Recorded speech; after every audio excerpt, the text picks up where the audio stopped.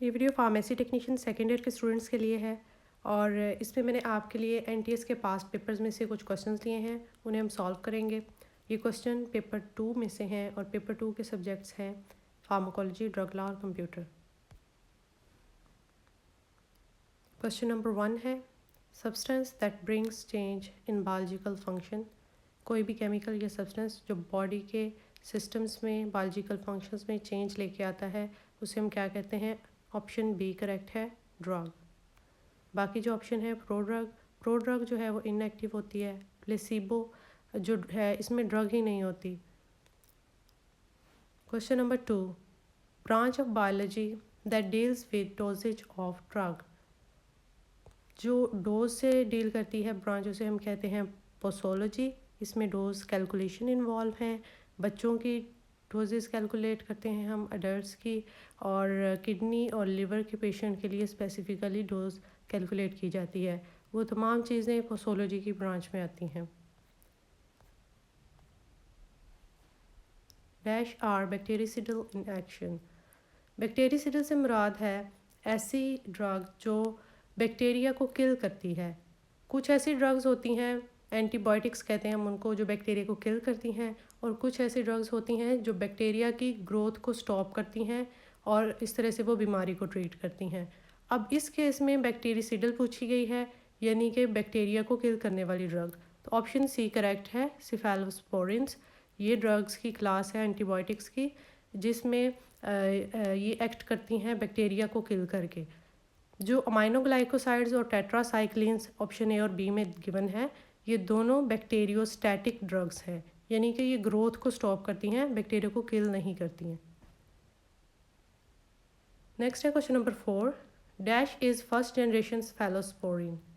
इनमें से first generation फेलोस्पोरिन कौन सी है? ऑप्शन ए करेक्ट है, सिफेलैक्सिन। फेलोस्पोरिन की 4 जनरेशन्स हैं। जो फर्स्ट जनरेशन है ये ग्राम पॉजिटिव बैक्टीरिया पे बेहतर असर करती है, और जो बाकी जनरेशन है आहिस्ता आहिस्ता इनकी ग्राम नेगेटिव की तरफ ज़्यादा अफेक्ट है इनका। तो ऑप्शन ए इस क्वेश्चन में करेक्ट है, cephalexin. Question number 5 which one of the following produces 100% bioavailability. Bioavailability से मुराद है कि ब्लड में कितनी ड्रग पहुंची है। 100% बायोअवेलेबिलिटी सिर्फ आईवी इंजेक्शन की होती है, क्योंकि आईवी इंजेक्शन में डायरेक्टली वेन के अंदर इंजेक्शन दिया जाता है, जिसकी वजह से तमाम ड्रग जो है 100% ड्रग जो है ब्लड के अंदर ही जाती है। जब हम औरल लेते हैं या किसी और रूट से लेते हैं तो समटाइम जो ड्रग है वो वेस्ट हो जाती है, एब्जॉर्प्शन में थोड़ी सी वेस्ट हो जाती है, कुछ जो है वो गैस्ट्रिक एसिड से थोड़ा अफेक्ट होता है, कुछ एब्जॉर्प्शन कंप्लीट होती नहीं, इनकम्प्लीट हो जाती है फूड की वजह से। तो बाकी जो रूट्स हैं उनमें 100% ब्लड में नहीं जाएगी ड्रग, सिर्फ आईवी की सूरत में ब्लड जो है 100% ब्लड तक पहुंचती है, बायोअवेलेबिलिटी 100% होती है। क्वेश्चन नंबर 6 है dash is common side effect associated with the use of antihistamines. Antihistamines H1 blocker जो है ये एलर्जी की सूरत में इस्तेमाल किए जाते हैं, और इनका साइड इफ़ेक्ट, एलर्जी की मेडिसिन का साइड इफ़ेक्ट यूजली ड्राउजीनेस होता है। और फर्स्ट जनरेशन अगर यूज़ कर रहे हैं एंटीहिस्टामिन्स तो ड्राउजीनेस होगी उससे, H1 ब्लॉकर से।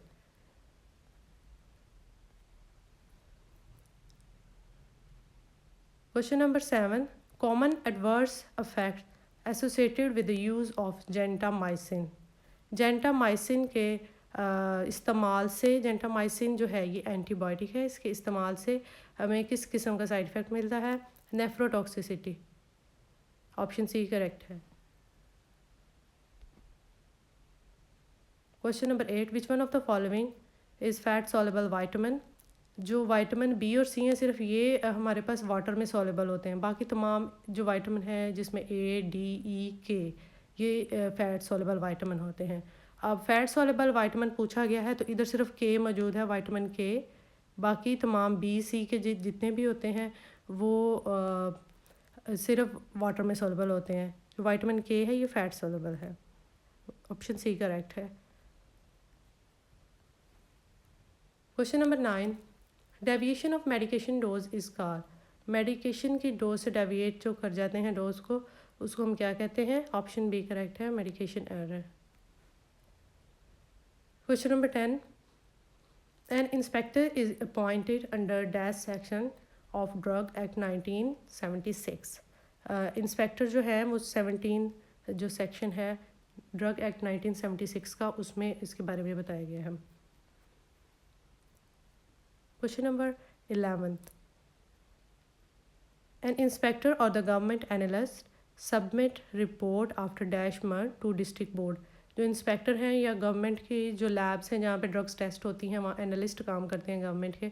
इंस्पेक्टर और गवर्नमेंट एनालिस्ट जो है ये डिस्ट्रिक्ट की बोर्ड में अपनी रिपोर्ट सबमिट करवाते हैं कि उन्होंने क्या क्या काम किया है पूरे मंथ के अंदर, तो 1 मंथ के बाद ये रिपोर्ट सबमिट करवाते हैं।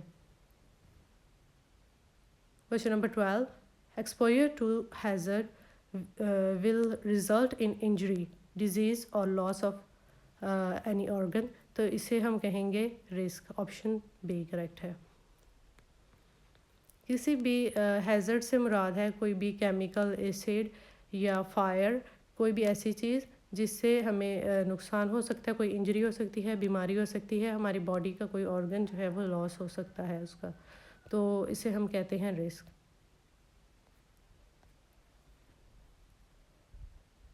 Question number 13, in which act import export manufacture storage and distribution, बताना है कि कौन से एक्ट में जो इम्पोर्ट एक्सपोर्ट मैन्युफैक्चर स्टोरेज और डिस्ट्रीब्यूशन ऑफ ड्रग को डिस्कस किया गया है।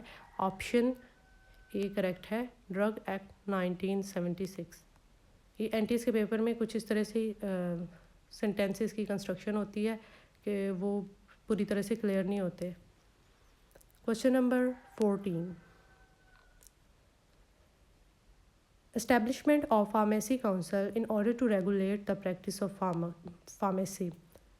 जो फार्मेसी काउंसिल है उसके बारे में बताया गया है कि कितने मेंबर होने चाहिए और फार्मेसी काउंसिल किस तरह से काम करेगी, इसमें कोर्सेज किस तरह से डिज़ाइन होते हैं, किस तरह से पेपर्स होते हैं, तमाम चीज़ें फार्मेसी काउंसिल से जो फार्मेसी से रिलेटेड होती हैं वो वहाँ से हमें मिलती हैं, और ये तमाम चीज़ें डिस्क्राइब की गई हैं ड्रग एक्ट 1967 में।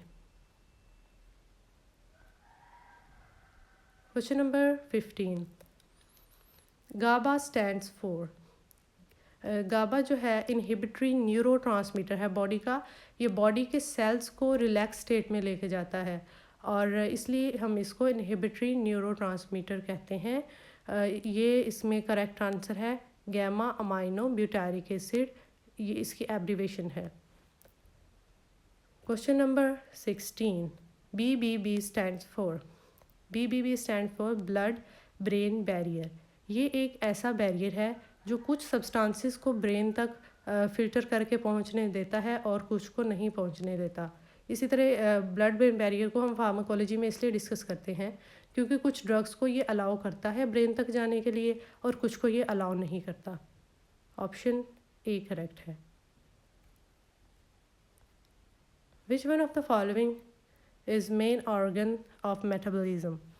ऑर्गन ऑफ मेटाबॉलिज्म पूछा गया है। लिवर जो है वो मेजर ऑर्गन है मेटाबॉलिज्म का, क्योंकि लिवर में एंजाइम्स होती हैं, उनको हम मेटाबॉलिक एंजाइम्स कहते हैं, उनकी प्रेजेंस में मेटाबॉलिज्म का प्रोसेस होता है।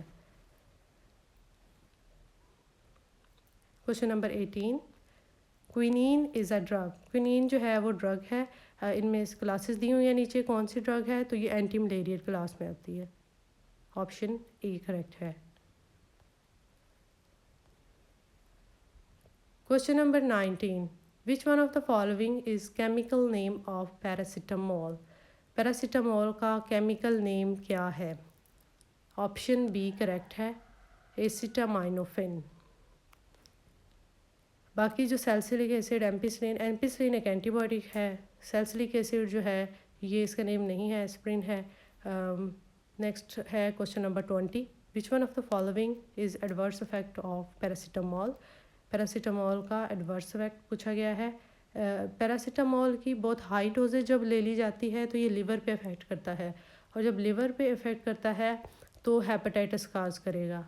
ऑप्शन सी करेक्ट है, जो दवाइयों से हेपेटाइटिस होता है उसे हम कहते हैं drug induced hepatitis.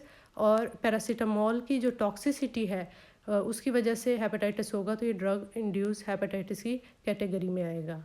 Thank you.